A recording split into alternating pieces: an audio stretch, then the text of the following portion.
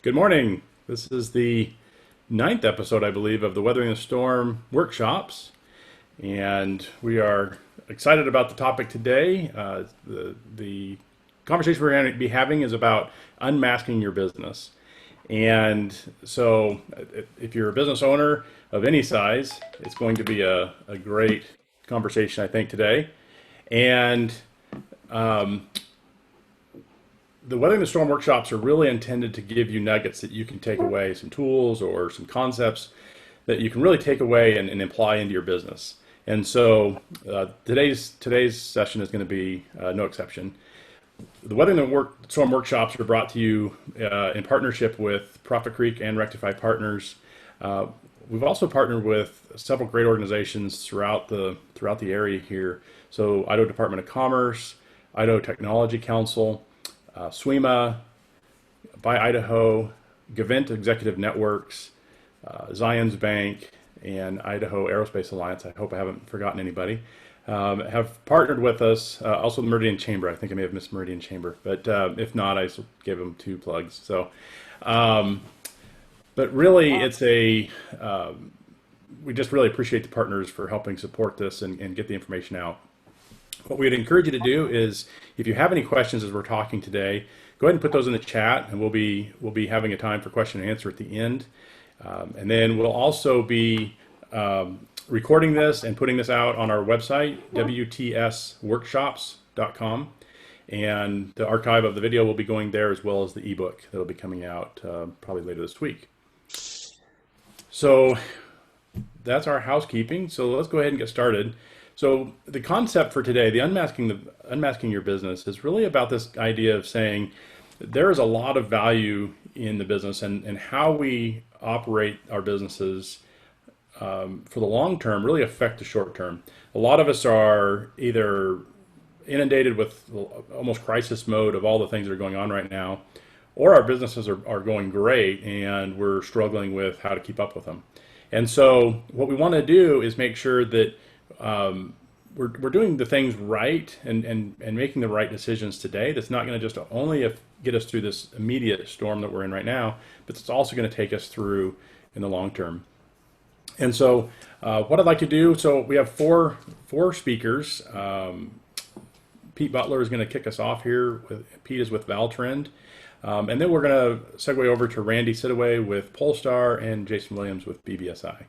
So Pete, let's go ahead and get started with you. Pete is a principal with Valtrend, and Valtrend is an organization that specializes in providing business valuation, litigation support, financial advisories, and works with people with mergers and acquisitions. And Pete's worked with privately held companies and publicly traded securities for a variety of purposes for over 25 years. He has a BS in mechanical engineering from the U.S. Naval Academy and an MBA in finance from San Diego State University. Pete is a wealth of knowledge and really helps people understand the true value of their business so that they can really move forward, whether that's exiting their business or working in terms of transitioning with owners, or for a variety of purposes. People need to understand the value of their business. So Pete, why don't you go ahead and kick us off and share a little bit about the valuation and why that's important and what that means for us even today. Sure thing, Brent. Thanks very much for the opportunity to speak today. So business valuation during a pandemic, I can tell you that I've been challenged. It's certainly a challenging time to value a business. I've seen over the last few months businesses that have been hurt fairly significantly, others that are weathering the storm okay, and some others that are actually thriving. So it just all kind of depends on the particular company and the industry they find themselves in, and certainly the corrective action and response that the company has taken to endure the pandemic and beyond. So each speaker today will have 10 or 15 minutes. So at the end of that 10 or 15 minutes, I don't expect anybody to have a wealth of knowledge where you could become an appraiser. However, hopefully after 10 or 15 minutes, you'll at least know the pertinent questions to ask. So with that in mind, we're going to be maybe a little bit of a reporter. As you can see there, I'd like to cover the when, the how, the why, and the for whom of business valuation. And I'd also like to finish up with a couple special topics that are always important, whether we're in a pandemic or not. And those are buy-sell disagreements. Notice the disagreements. I have seen, unfortunately, a good number of these arrangements end up in litigation because they're not properly crafted.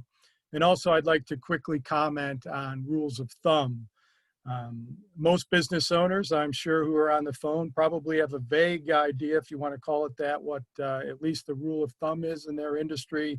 And I just wanted with one chart to kind of show you that you should not put that much confidence in whatever your rule of thumb is in your particular industry, because you might potentially leave a lot of money on the table in a pandemic or not. And then I guess after all four speakers are done, we'll have a little question and answer period. Everybody should know that business valuation is, it's not engineering, it's not physics, it's finance. And in finance, there's a range of quote unquote correct answers. Hopefully at the end of the day, the valuation is well supported, reasonable, and logical. With that in mind, so let's talk about when I might be engaged or somebody like me might be engaged to perform a valuation. The first one is estate, for estate purposes, estate planning. Obviously, it's always nice to know what your particular value of your business might be so you can properly plan and leave the firm on your terms when you want. The estate and gift tax compliance is, when you want to gift a fractional interest to an heir, a son or daughter, for example. The IRS is generally involved with that. They're interested in the value of that gift. And also, unfortunately, right now, when people pass away and their estate is large enough, certainly the IRS is interested in that valuation. As you can see there on the slide there, it's a big threshold, a big ceiling to overcome to even worry about estate taxes right now, $11.58 million per individual. So if you're, a married couple and gifting, it's actually 23 million, give or take. So something to keep in mind. I do expect that if we have a change in leadership in the White House and potentially also the Senate, I would think that threshold of 11.58 million might come down rather drastically. So we'll have to see. There's certainly uncertainty out there, with the pandemic or not. Obviously, another reason to value a company is for sale. It's always good to know what the value of your company is when you're in negotiations. I can tell you that the market for privately held companies is highly inefficient. You could have the greatest broker in the world. It's still inefficient when compared to, say, the New York Stock Exchange, where there are hundreds of thousands of shares, depending on the company, trading on any particular day.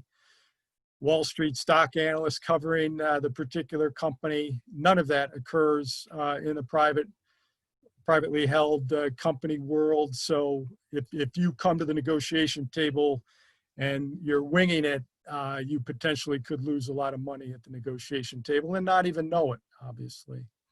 Another reason is for financing or SBA lending. That's kind of a governmental process. If the buyer is interested in using SBA funds, through a bank that is backed by the SBA, that is a compliance-related valuation that comes up from time to time. ESOPs, if you're ever thinking about an ESOP, it's an excellent way to transfer out of your company and keep your employees engaged and as new owners. It's not the correct way to exit for every company. It's pretty expensive. So Relatively larger companies will take that exit opportunity. But an ESOP is required to have an annual valuation because it's important for obviously the shareholders who are coming in and leaving the company. And it's also a highly scrutinized valuation covered by the Department of Labor. So because it's highly scrutinized and highly important, the fees for an ESOP for evaluation are generally higher than some other purposes out there. Buy-sells, partner buy-in, buyout. I will talk about buy-sell agreements here at the end of my 10 or 12-minute presentation, but this happens all the time. Partners come in, they come out. Law firms, CPA firms, et cetera, any type of firm actually, what's that worth and how is it going to be valued, which I'll talk about in a second or two. And last on this slide is the 409A stock option. This is more important for high-tech companies, maybe more early-stage tech companies who are offering equity to their employees in lieu of cash compensation because maybe the startup doesn't have a great deal of cash. So they're offering equity in the form of compensation. The IRS is interested, of course, in what the value of that grant is. So we have to determine the value of what the strike price of that option should be. So you can move to the thank you. Litigation, as Brent mentioned at the beginning, I'm an expert witness from time to time. So I'll come in and raise my right hand in a court of law or a deposition and defend and support my opinion of value. And that can happen oftentimes in a breach of contract. Somebody has reneged on a contract. What are the alleged damages? Potentially the damages could be so great that the damage actually results in the failure of the business. So that would be what was the value of the business before it failed? That might be alleged damages. And of course, marital dissolution or divorce is a fairly common reason to get a business valued in litigation. And a couple other extraneous type of matters that come up from time to time, of course, are liquidations, bankruptcies, reorganizations. And sometimes we might not value the whole pie, the whole business in those. We might value certain assets, individual assets, business-related assets, intangible assets if they do have value, which might be arguable if the company is in bankruptcy, but sometimes that comes up. What is the value of a particular asset? So everything that I just talked about is required. It's event-driven. Required in quotes, of course. It's up to the business owner if he wants to engage professional opinion or rather, kind of go about the negotiations him or herself. Some are more required than others, of course. But the last reason that I haven't talked about yet is to benchmark your company. And Randy will talk more about this when he talks about how to improve one's value. But, if you don't know what you're dealing with, and not measuring it, how do you improve it? So it's always nice to get an insight on what the value is today. And if you take certain corrective action or changes, how that might impact the value of your business so you can leave it on your terms at the timeline that you would like to leave it. So we'll go on to the next slide, Brent.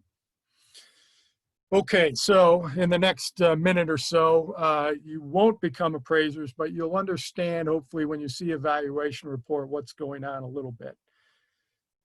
These are the three major approaches to valuation. The first one is an asset approach. For an ongoing concern that one is not in liquidation, it generally sets a floor or a reference point for me. Because I'm generally not valuing the intangible assets of an ongoing concern with this approach. It's more of a adjusted book value. So what we do here is look at the balance sheet of the company, both assets and liabilities, and mark those assets and those liabilities to the best of our ability to fair market value, and add up the assets, subtract the liabilities, and there you will have the equity of the business. The market approach is much more prevalent for a profitable ongoing concern. And just like a real estate appraiser that everybody's probably more familiar with, we have access to our equivalent of the MLS, where we can look at companies in your particular industry, whatever that might be, and see what they have sold at as a multiple of revenue or earnings or gross profit, things of that nature, and carefully compare and contrast your company to those guidelines on a number of different metrics, including margin analysis. And depending on the size of the company, most often I'm using the guideline private company approach because I'm valuing, privately held companies, generally smaller privately held companies, certainly for the most part here in Idaho.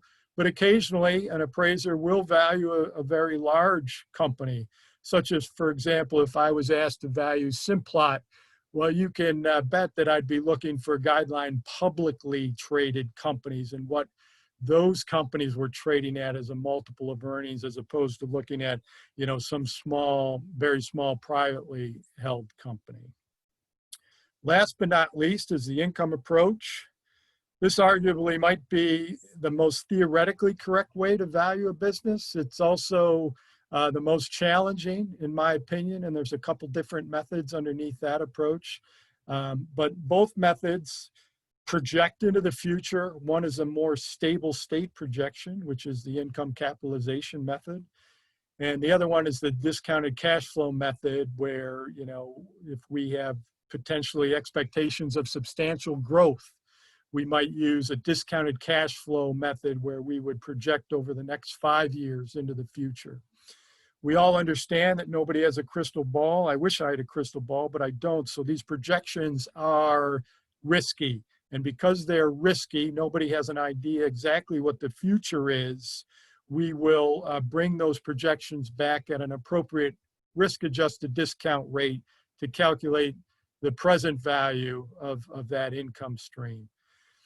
And we have those approaches, and we must reconcile those. I won't go into those, but again, you never get all three approaches coming up with the exact same answer. So depending on the availability of data and the strength of each particular approach, an appraiser will reconcile and come up, generally speaking, with a number and or a range, hopefully a smaller range. So you can go ahead and move it to the next slide, Brent. So why? This is a fun little cartoon, right? Where the business owner thinks his company hypothetically is worth $100 million, and then the advisor's over on the side of the desk thinking that, well, no, maybe it's only worth $50,000, right? Obviously, quite a range there. It's never quite that bad, but I can tell you, generally speaking, business owners might have inflated assessment of their valuation of their business, not all the time, of course. But that's why it's always good to have professional assistance, in my opinion, and certainly at the negotiation table to help set expectations. So the more information you come to the negotiation table, of course, the better prepared you will be, and hopefully be able to ride off into the sunset and feel good about, if you're certainly the seller or the buyer, right? If you're the buyer, of course, you don't want to overpay for a business. That's the quickest way to bankruptcy, obviously, is to overpay for a business, which is quite possible in today's world with a pandemic. So it's important to understand who the valuation is for, because I can value the exact same company and come up with materially different conclusions of value. Well, why is that? Well, oftentimes I work with a fair market value, FMV construct. That's more of a hypothetical willing buyer, willing seller, kind of from a financial perspective. So 95 or 8% of the time I value business, I'm probably operating underneath that construct, but occasionally I'll have the opportunity or need to value a company under strategic perspective. What's that company, your company, worth in somebody else's hands? We see it every day in the stock market, where stock might be trading at $10 per share yesterday, and today it got a takeout offer at 17 somehow, quite a premium. Well, why was that? Because the buyer can take advantage of certain synergies, either revenue enhancement synergies or cost reduction synergies, and therefore it's worth more to that company than in your hands or a hypothetical financial perspective. And related to this, for whom is, if I'm valuing 100% interest of a business, that's control. If I'm valuing a 30% minority equity interest in a business, well, guess what? That's not control. The 30% owner is along for the ride with the 70% shareholder, if that's the hypothetical ownership structure. So because that minority shareholder, potential buyer, does not have control of the business, it's not worth pro rata. So if the value of the business is $1 and we're valuing a 30% interest, for example, the value is not 30 or 30 cents. It might be only worth 22 or 23 cents, for example, because there's what's called a discount for lack of control. You don't have control. You're along for the rides. Therefore, there's a decrement to value. And generally speaking, a larger discount is probably the discount for lack of marketability. We're talking privately held companies here. You cannot trade online. You cannot pick up the phone and call your broker in 3 days have cash. I've never seen a privately held company sell in 3 days. So therefore, there's a lack of marketability component to a privately held company, and certainly a privately held company where we're talking about a minority interest. And that discount can be, 20, 25, 30, 40, just kind of depends on facts and circumstances and expectations of liquidity and dividend treatment along the way. So with that in mind, obviously, whenever I value a business, I need to know why I'm valuing it, for whom, because it's going to impact the due diligence, the report I deliver, and also obviously the fees that I might propose to perform the particular engagement. So last couple slides here. We have a buy-sell agreement, very popular amongst partners and shareholders who obviously share a company. I would highly encourage all of you on the line, if you have a buy-sell agreement, to take a look at it very closely after we hang up here today. There's 3 general agreements. One's a fixed price agreement. Hey, if I leave the company, I'll sell you my interest for $250,000. You don't need an appraiser for that. If you've signed off on that, guess what? That's the deal that's done. You're going to get $250,000, and the other person's going to pay $250,000 for that particular interest. The other one is a formula agreement, which is a step better in the right direction, in my opinion. 1 times revenue, which we'll talk about here maybe in a second with rules of thumb. 5 times EBITDA, or earnings before interest, taxes, depreciation, and amortization, et cetera, et cetera. Those are good. You understand the formula. The question is, how do you calculate EBITDA? That has to be carefully outlined in the agreement. Is it, latest 12 months, calendar year? Is it normalized? Is it not? Is it just as reported? So there's a lot of places that these things can go awry and therefore end up in litigation. So they need to be carefully crafted, certainly because when these things are triggered in times of distress, death, disability, divorce, it's not the time to be, arguing about what the particular language on the sheet of paper means. Finally, is the process agreement, where an appraiser comes in, such as myself, and that can be either a single appraiser, which is recommended to keep costs down, or multiple appraisers, which obviously has higher costs if 2 or maybe even 3 are involved, appraisers. Value now, like let's say, a trigger event happened in 2020, maybe let's say, just say before the pandemic for whatever reason, and we valued it as of 12/31/19. Everybody is aware and signed off that was the value, and people can ride off into the sunset at that value and not argue and bring in attorneys and appraisers and experts. Or if you value at the trigger event, that's not as highly recommended, because now there's some uncertainty, right? What are 2 appraisers going to determine the value? And if it's a poorly written buy-sell agreement, I can guarantee you the appraisers on either side can very easily interpret that differently for their particular client. So let's go to the last slide, Brent, and then I'll turn it over. ROT, rules of thumb. It has an interesting acronym.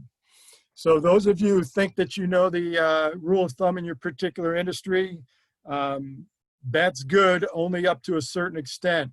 If I was to ask the question and get feedback from a live audience, if I asked you what the rule of thumb is in this particular industry, I'd be hard pressed to come up with a guess. But since I know the answer is 0.45 times revenue. You can see on the vertical axis, price to revenue, 0.45. That's the alleged rule of thumb. But as you can see, somebody got 3.5 and somebody got 2.4 and so on and so forth. And other people only got, 0.2 and 0.3. Depending on which side of the transaction are, you'd rather like the 3.5 or the 0.2 or 0.3, all else being equal. In other words, every industry that I could draw up here, almost without exception, would look similar to this. So don't be too overconfident with, hey, I did $1 million in revenue, and the rule of thumb in my industry is 1 times revenue, so the value of my company is $1 million. I can guarantee you that that would only happen by happenstance. A multiple that is applied to a particular company is very personal. And with that, I'll end it. Thank you very much, Brent.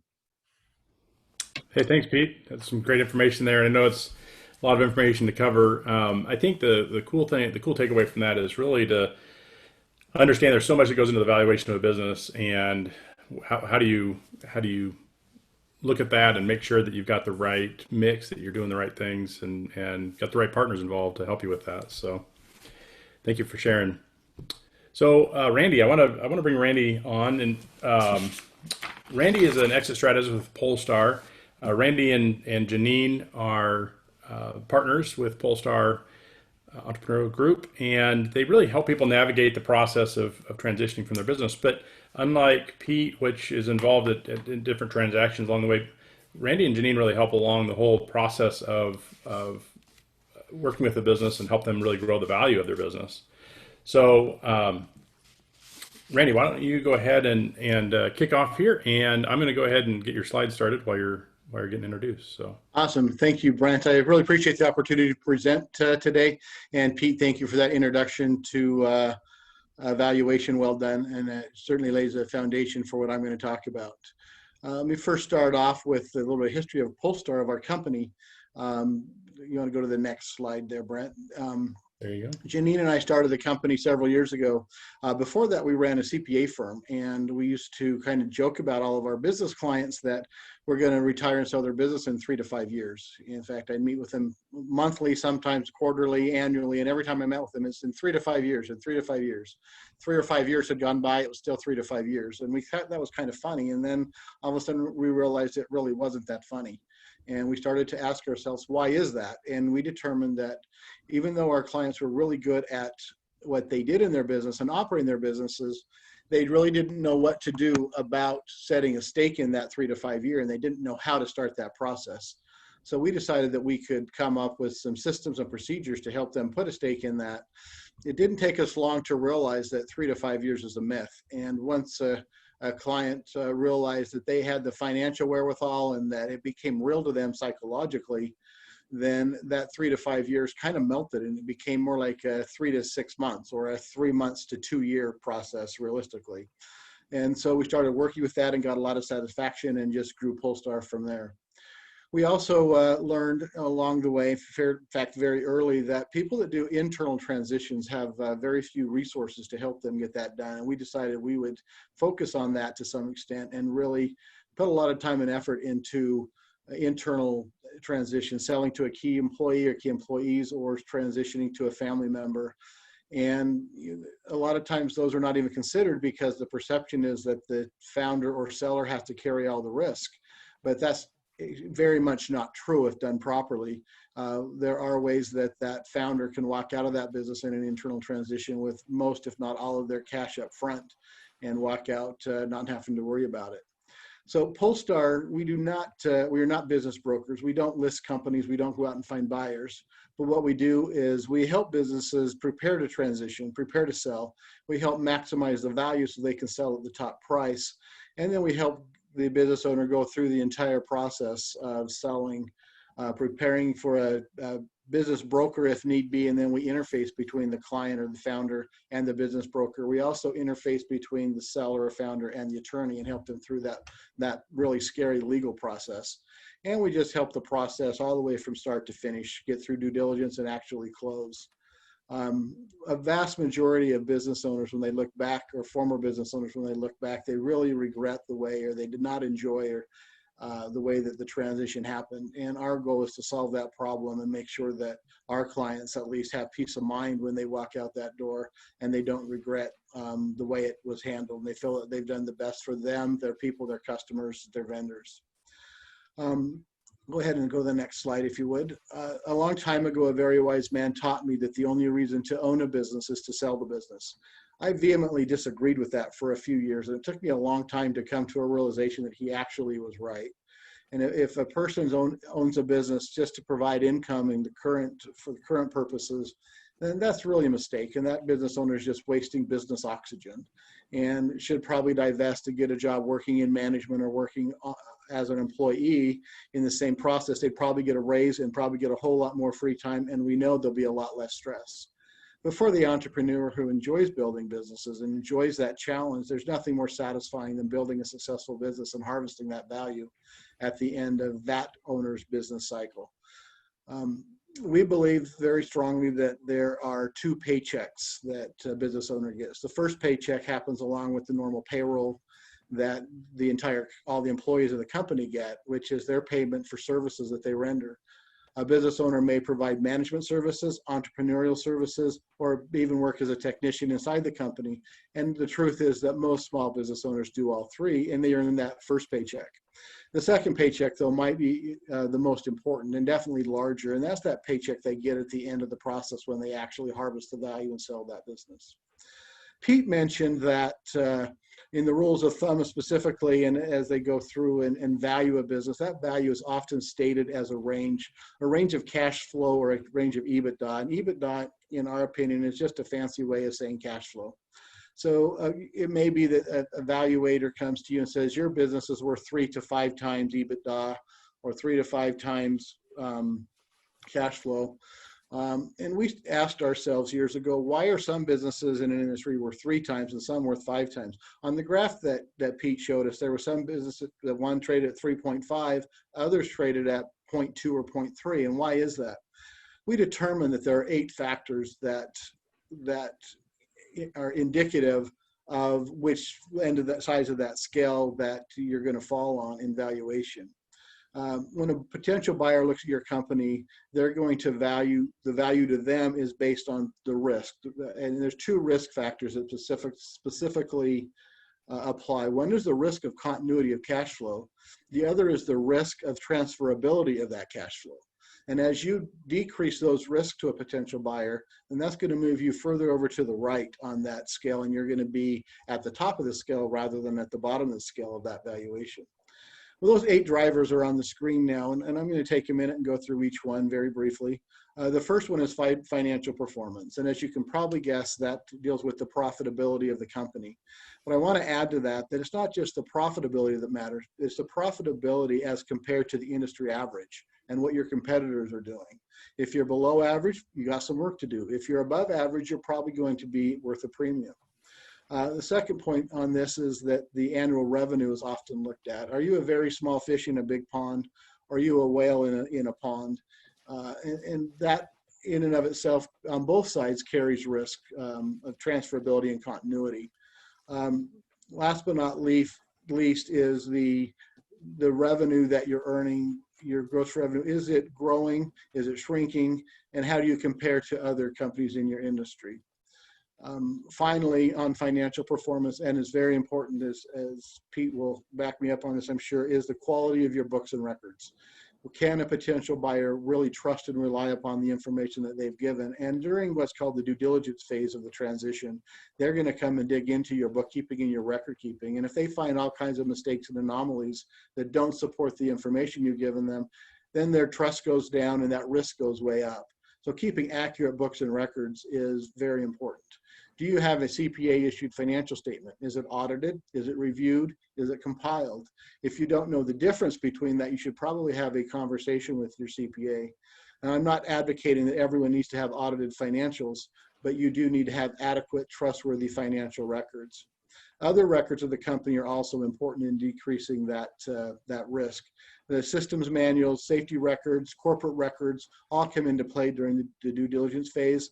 And if you can come across looking very organized and very structured, then not only does the perceived risk go down, but the actual risk is lower to a buyer.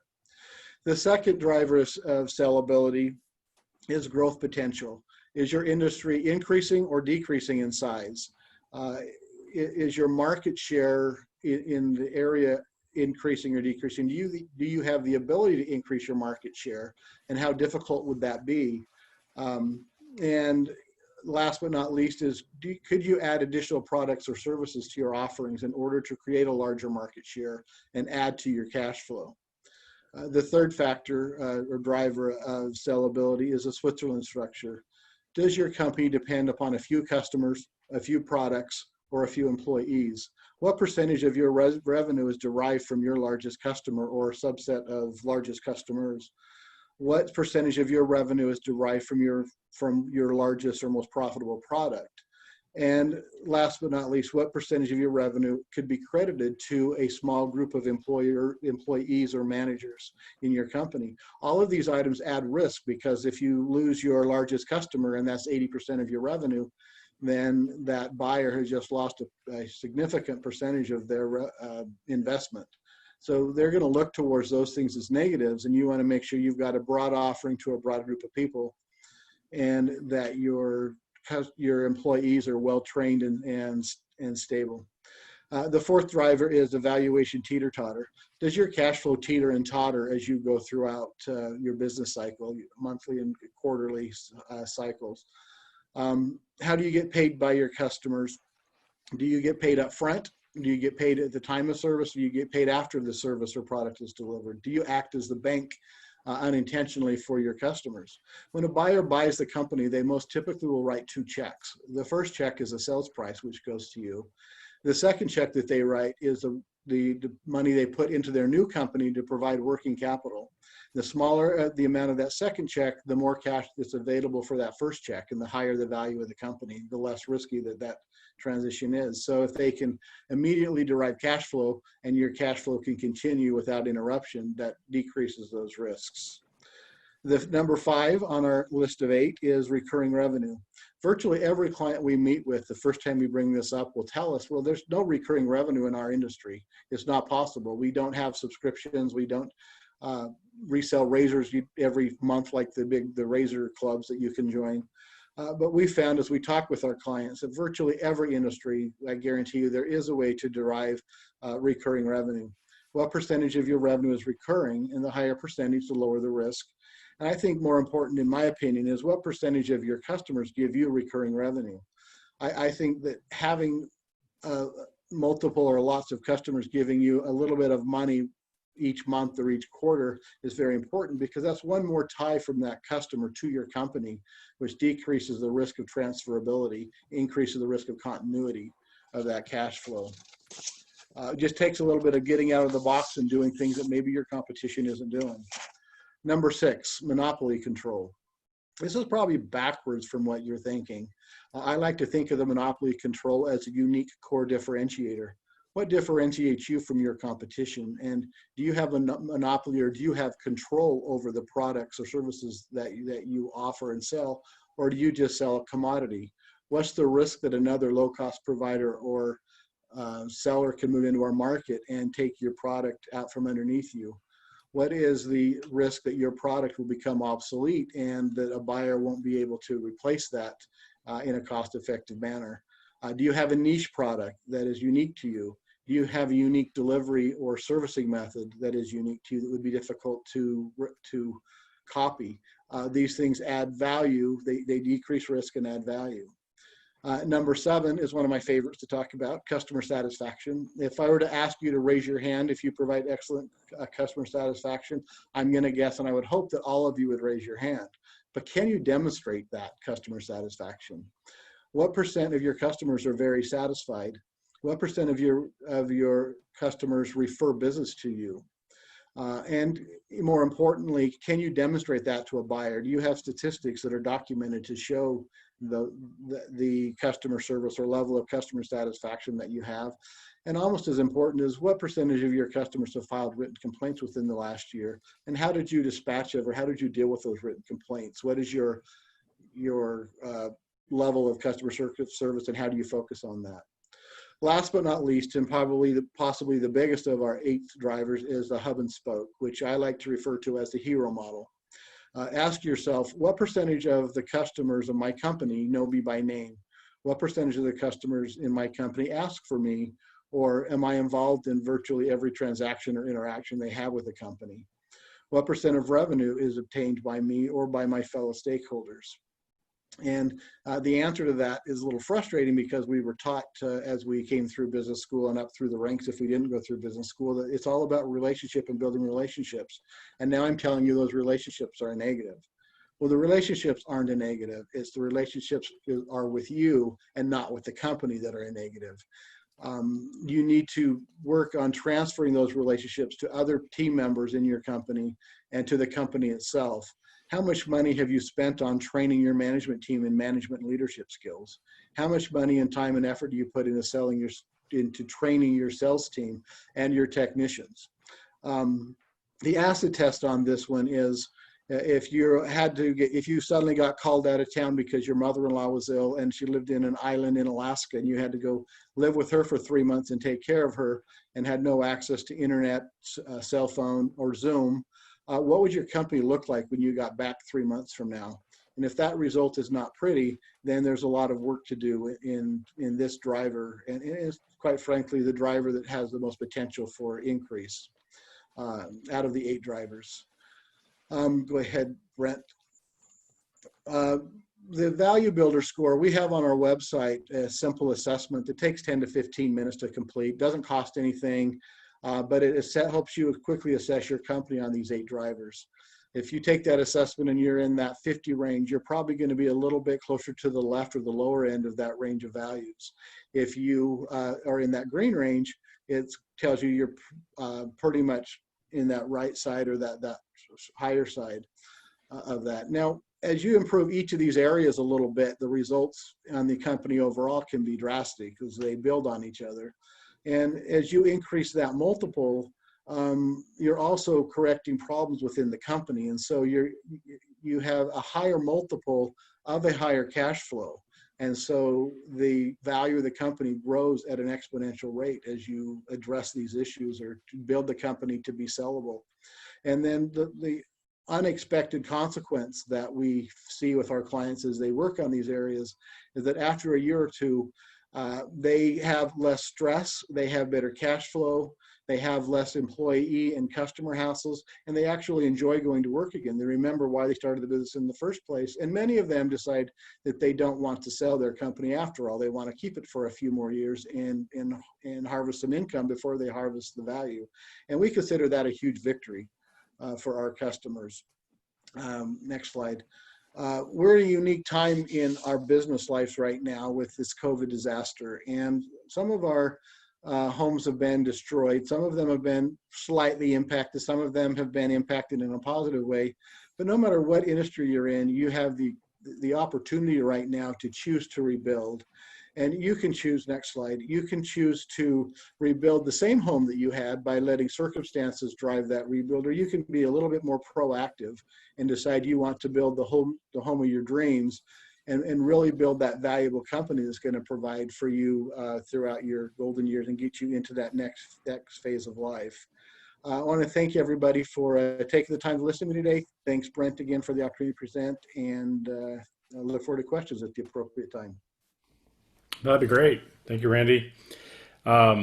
Great presentation. Although I think your example of saying you're going to spend 3 months with your mother-in-law on an island in Alaska, maybe somebody other than the mother-in-law would be a better example. Maybe your Well, mother, as opposed. I know a lot of people hope their mother-in-law lives on an island in Alaska. Just saying. Exactly. No, that was great. I really appreciated that Switzerland structure of focusing in on the kind of the small percentage of customers, clients, or even key employees. I think we tend to fall into that trap sometimes where things are going fine until we realize we don't have until things like what's happened lately, and we realize some of our key customers had to slow down or stop altogether, and we're kind of left in the lurch. So, do you have any idea or share a quick nugget on what is some good strategies or tactics people can use to kind of help overcome that? Some of the tactics there, and first of all, that's one of the very first items that most buyers ask for us is a list of the top 5 clients or top 5 customers, the top 5 products sold. So it's very high on the priority list of potential buyers. To broaden that base is to develop products or services that complement that existing most profitable service. If you can really get outside the box and offer those complementary products or complementary services, that helps a whole lot. And I can't overemphasize training your key people on sales techniques and on products so they can actually look out for the best interest of your customers and be able to upsell. And I don't like the term upsell, so I call it kind of cross-sell those Yeah. complementary products or services.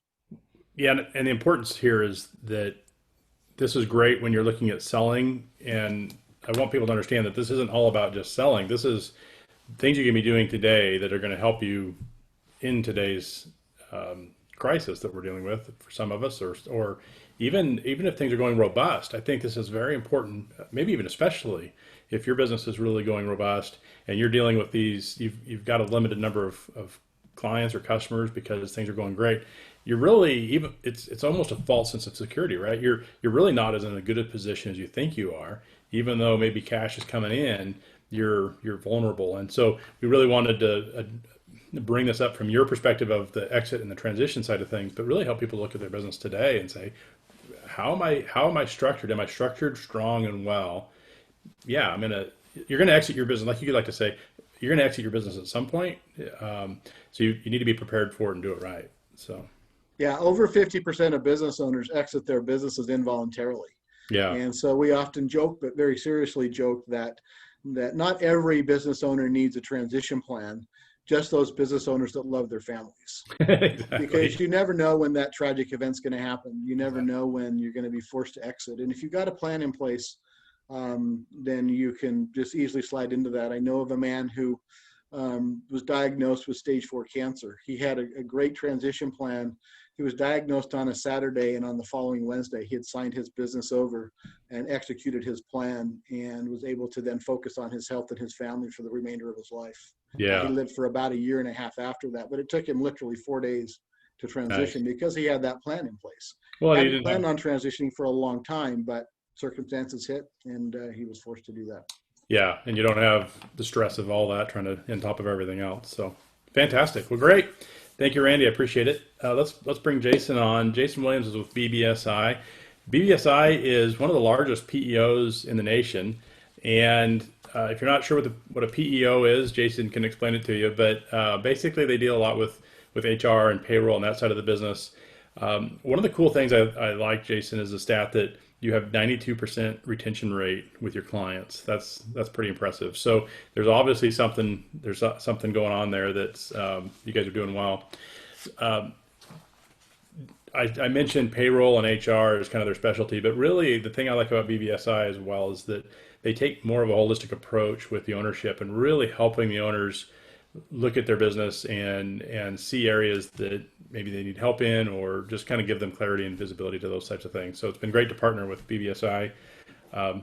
Jason, go ahead and jump in, and I'll get your slides going here. So. All right. Thanks, Brent. Well, hey, first of all, thank you for having me on. You and I have had so many side conversations. It's great to actually be here talking shop and talking about what we got going on here. But the biggest thing I want to share about BBSI, I think, is not necessarily about our company, but Randy and Pete just gave a perfect setup for why I came to work for this company. You know, I have a real passion for business. I love business. I've studied it since I was very young.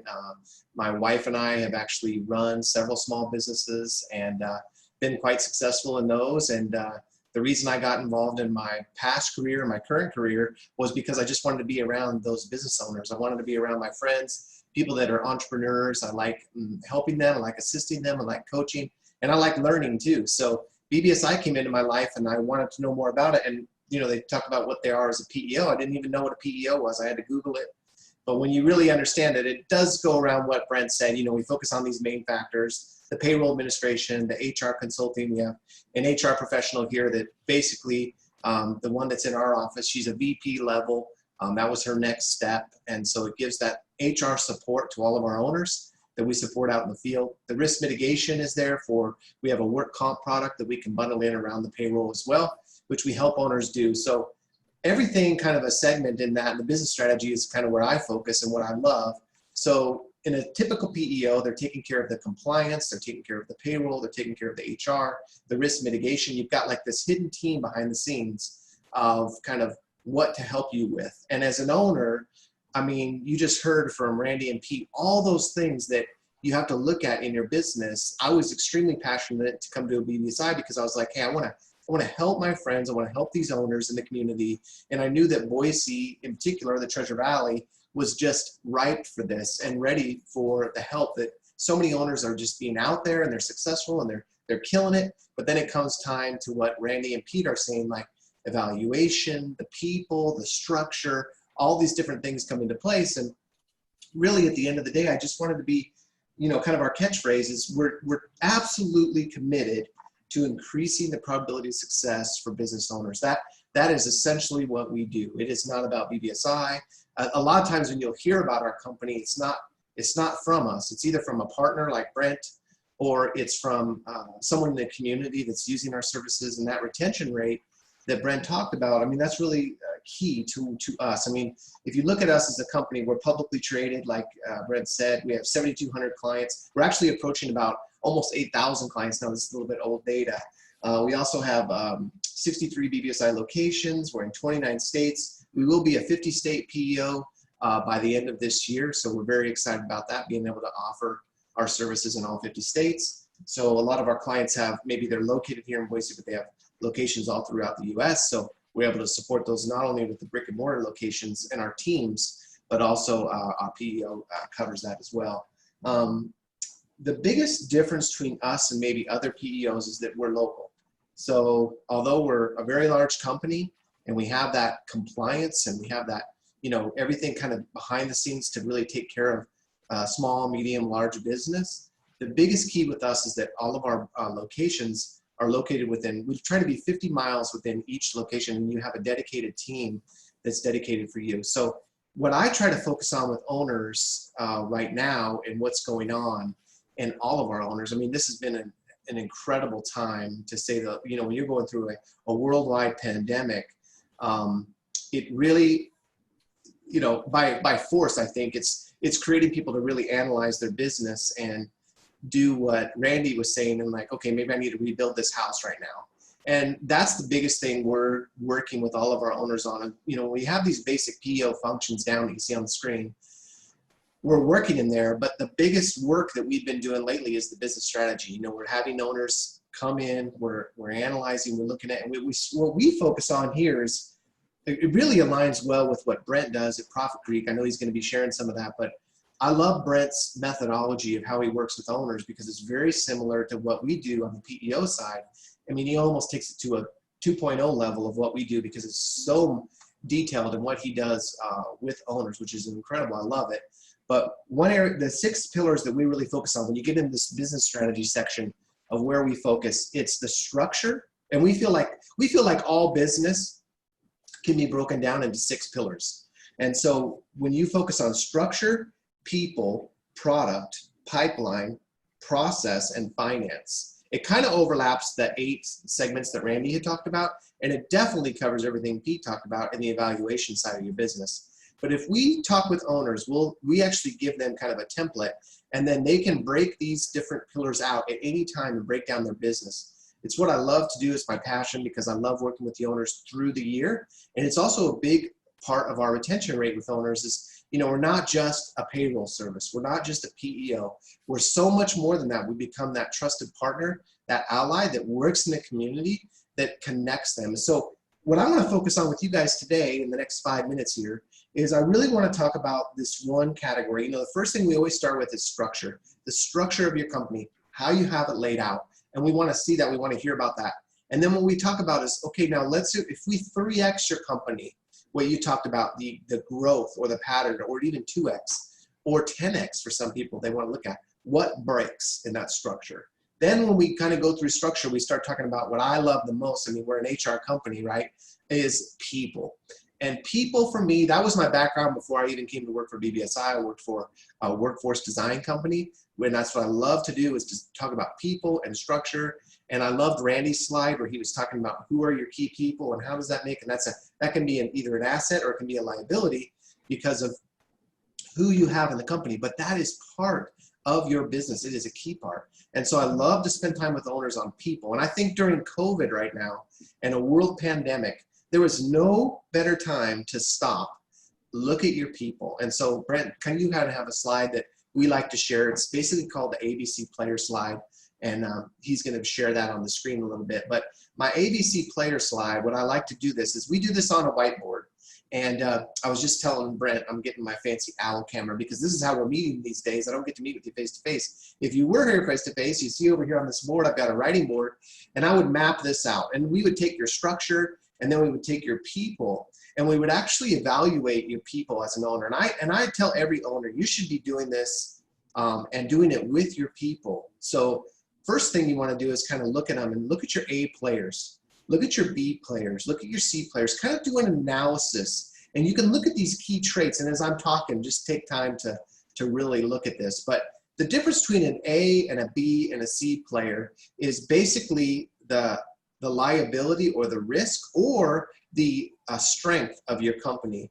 And what Randy and Pete were saying on that is the evaluation of your people is really key to your growth. It's key to your customer relations. It's key to so many things. So I love to talk about people because if you don't have great people and you don't have an environment that creates that, then I found with companies, it's difficult to strengthen or grow or adapt or change, which we have to do in this marketplace. So, a lot of times what we talk about with this is we'll put the people up on the board, and then we're evaluating them. Do you feel like they're an A or B or C player? And, nothing's wrong. I mean, you can be a C player, but they may have the potential to grow those people. And a lot of this goes around self-development. And so we'll talk to the owners about, hey, what plans do you have in place to develop people? Because when we look at it, what we do is we put a 3X calculator on their business. And what typically happens is, let's say you have an A player. Like here at BBSI, we hire nobody but A players. We love that.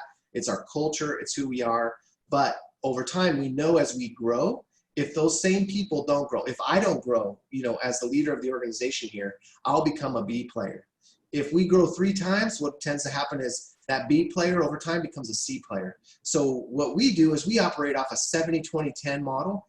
10% of that time that we spend throughout the weeks, throughout the months, throughout the years, is BBSI gives us that time where we have to develop ourselves so that we continue to be that A player in the marketplace. And so with people, I would just tell you, even if you're not 3X in your business right now, what we're telling all owners is because of this pandemic and because of what's changing, and the workplaces are changing, we're going mobile, people are working at their homes, they're working at their tables, and you may think that's great, but they also sit there and they realize they're working at their dining room table and they haven't been given a good work environment, and they don't know when they're going to go back to work. And all of a sudden there's different jobs available. There's different companies that might be looking at them. There's recruiters that are giving them a call. And it's like, you have to evaluate that and say, okay, who am I at risk? Who might I need to change at this point too? So if you've got C players, who can I change in my organization so that I can bring in A players that are ready to help me adapt and grow into this new environment?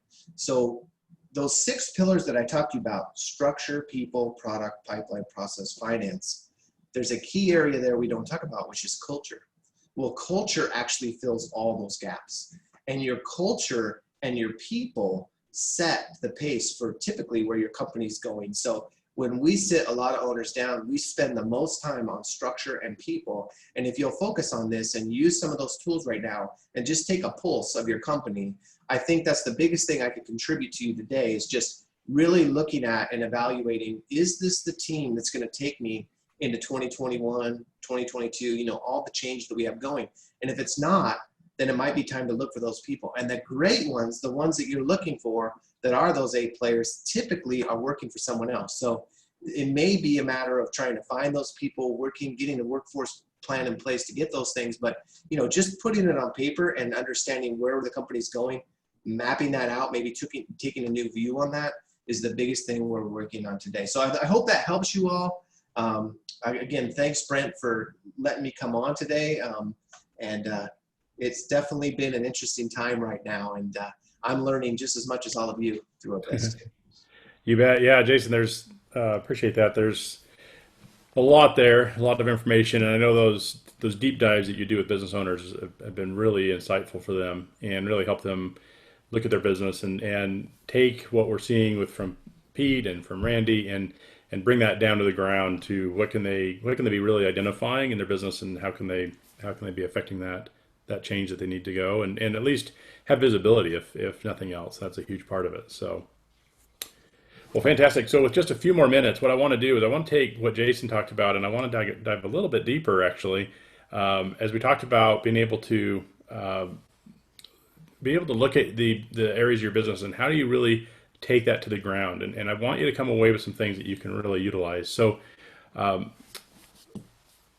what I teach is this model of 6 key components to your business, and kind of like what everybody else has talked about, there's these different areas of your business that are very, very important. And what I want to focus in right now is really on this people component. And the one tool that I think would really help the most is you're looking at, how do I grow the business? How do I look at my areas of challenge in my business? Taking what Jason was saying with culture and what Pete and Randy were talking about is really looking at the structure of your organization. And when you look at the organization and you typically will have like an org chart, for example, and a hierarchy and titles and that type of thing. That's really not what I'm talking about here. What I'm talking about is, what are the functions to make the business run to get where you want to go? And looking maybe 6 to 12 months out, what does that look like? What are the different functions we're going to need? And what are the holes that we have and the weaknesses that we have right now? So in any given business, there are 3 basic functions in an organization. You have your marketing and sales function, how you get your leads and your sales. You have your operations function of how you produce the product or service that you deliver. And then you have your finance function, how you manage the money in and out. In the world of accountability, there's a 4th function. It's called the integrator. And the integrator is the person, the seat that actually makes everything else run. They run the business, they run the day-to-day, but they're also kind of harmonizing the different seats, the different functions in the business. And so what you do is you need to sit down and map this out and say, okay, what functions do we have? These are the basic 4, but your organization is going to look differently. You're going to have at least these 4, but sometimes marketing and sales will separate into 2 distinct functions. Maybe operations is 2 or 3 different functions, and finance may even break up into like finance and HR and IT and that sort of thing. But what you want to do is, once we have the structure figured out, then we want to go back through and we say, what are the 5 things each of these seats needs to obsess over? What are the things we need them to deliver for us to be able to achieve our vision of where we're trying to go? Now, what we also find oftentimes, especially in an entrepreneurial type company, is there's a 5th seat. That's the visionary seat.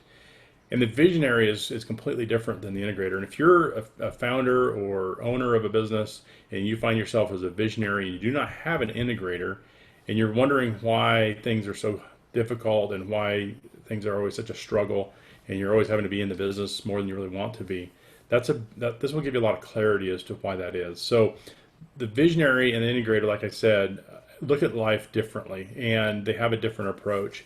And so we simply just want to be able to go in and figure out what is it that the 5 things the visionary should be doing, and what are the 5 things the integrator should be doing.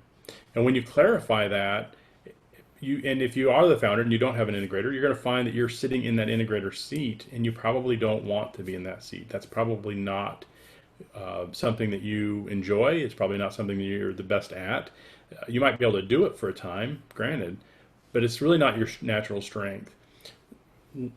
Identifying that and bringing those issues up is critically important.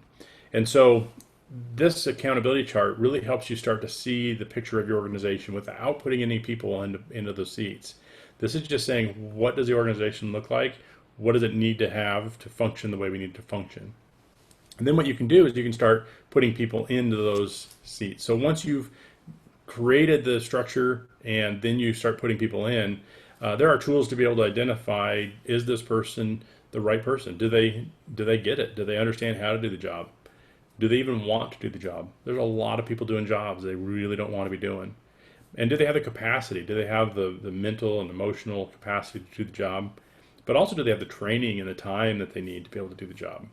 And when you evaluate that on each person that you have in these different seats, it becomes very clear what's going on and what's holding you back. So this is one tool that you can really grab onto and use, and it's very enlightening and gives you a lot of clarity as to what's really happening in your business. So that is just one component. Obviously, we don't have a ton of time to dig into all those. But the people component, getting 100% strong there, you want to make sure you've got the right people. Like Jason was talking about, they match your core values, and then you have the right structure. And focus on taking a structure first, people second approach.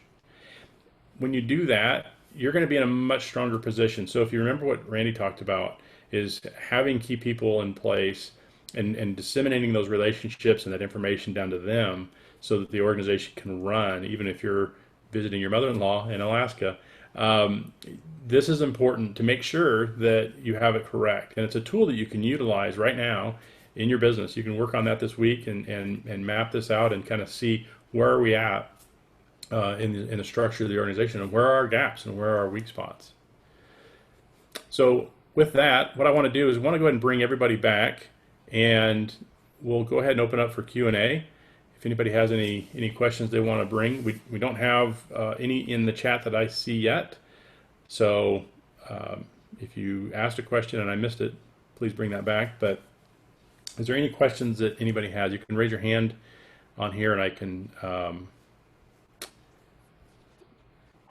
unmute you so you can talk.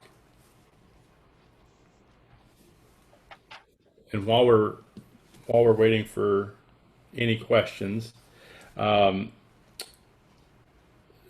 one thing you talked about was the monopoly control, and I thought that was interesting. This differentiation in the marketplace. So, are you saying with that kind of this, almost like this blue ocean strategy of being able to differentiate yourself so much so there really isn't a lot of competition in your marketplace?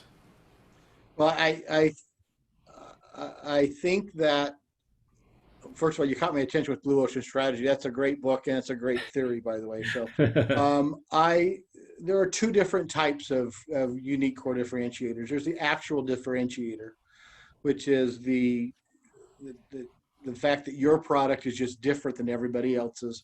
Your method of delivering your product is different than everybody else's. And so therefore you've got an advantage, a competitive advantage over your competition. There's also perceived differentiators, and a perceived differentiator is just as valuable as an actual differentiator. So if you can build your reputation and build your model in such a way that you are the guy, you are the company that does this, then you do it better than everybody else. If you can really build that differentiator through marketing, through culture, and through experience, then you can add that differentiator brings you value. So I realize very few companies can have a true competitive advantage because their product is just completely unique. But every company can build to some extent, an actual differentiator in the way they provide their service or their product, and they can accentuate that with perceived differentiator. Okay, yeah. And something you mentioned there kind of got me thinking is that some businesses there's kind of a spectrum, right? And some businesses are really having a tough time right now. Others are kind of kind of treading water, or sometimes above water, sometimes below water. It feels like, I guess, and then others are doing fantastic. But we think about growth, and we always think about just growing and getting more market share and increasing the revenues of the business. But a lot of times there's also internal growth, and a time like this is a great time to be focusing on internal growth and getting those fundamentals in place, so that A, you strengthen your business and make it through these times, but B, you come out of this and you can thrive. Because it seems to me that there's times like these are always going to happen. It tends to happen every 10 years or so. We're going to hit a patch like this, and you can either wait for things to turn it around, or you can really take the steps to grow and affect that change internally. So I'm a firm believer that in the power of proactivity, that when we sit back and let things happen to us, a lot of times good things happen. But just a small amount of being proactive and making a decision and a conscious change in a small item in our business can have great and huge impacts on the business. exactly. Well, great. Well, hey, I don't have any other questions that came in through chat, so we'll go ahead and wrap up. We're going to actually, we've been doing the Weathering the Storm every 2 weeks since, I don't even remember. This is the 9th episode. And so we're going to take a break for the month of August. We're going to pick this back up in September. We've got some cool stuff in the works to really increase the value and the reach of Weathering the Storm. What I would suggest, if you could, is obviously reach out to any of the speakers if you have any questions. You'd like to get more details on any of that information they talked about. This was a quick overview of some different concepts. We want everybody here. The reason I bring them on is because they have a heart to help, and they're happy to talk and just to help if they can. But also, if you have questions, if you have some things that you see either in your business or in people that you know that are struggling with their business, we would love to be able to address those and bring experts in to talk about those topics. So if you have some future topics for future episodes of Weathering the Storm, that would be great. Also, this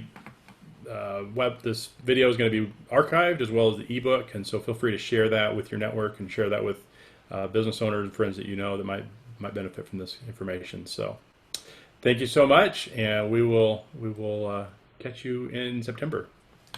See you, everybody. Thanks, Brent. Take care. Thanks.